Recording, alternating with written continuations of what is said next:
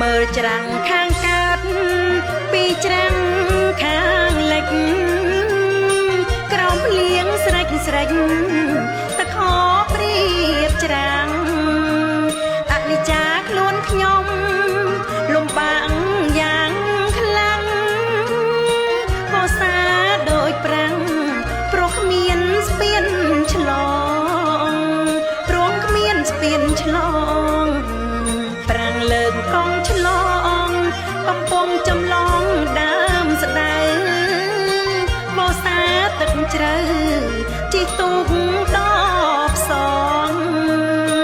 កូនសិស្សសាលាយាយតាប្អូនបងចង់បានស្ពានឆ្លងត្រង់ភូមិដើមស្ដៅត្រង់ភូមិដើមស្ដៅ25មិនិនាគ្រាឆ្នាំ75ខ្ញុំនៅចងចាំដកក្នុងក្រអៅពុកម៉ែមៀមីងតែងរាប់រកហៅទុកដូចកូនចៅសាច់សាលោ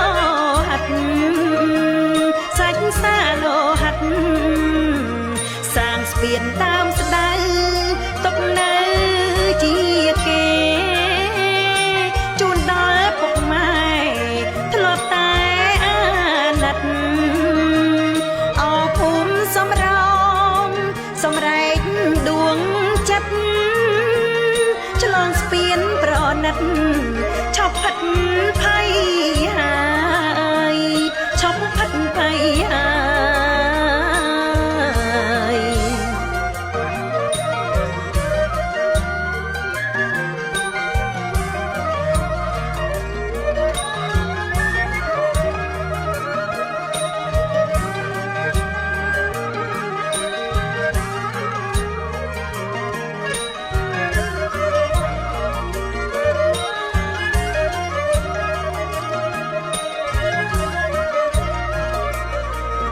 មកពីពាមចាំងទួលឃ្លៀងអូរាំងអើពីអូលេងទៅស្ពានផ្លូវដល់ត្រាយក្បាលពាមកាយម្រេចខ្ញុំពុំភ្លេចឡើយស្ពានដើមស្ដៅអើយជាអំណោយទៀនជាអំណោយទៀនមើលច្រាំងខាងកើតអាចច្រាំងខាងលិចភ្លើងភ្លឺព្រិចព្រិចរំលេចក្បាលស្ពានសំណាក់កៃខ្មែរជីហែធ្លាប់មានអ្នកពីសែនហ៊ាន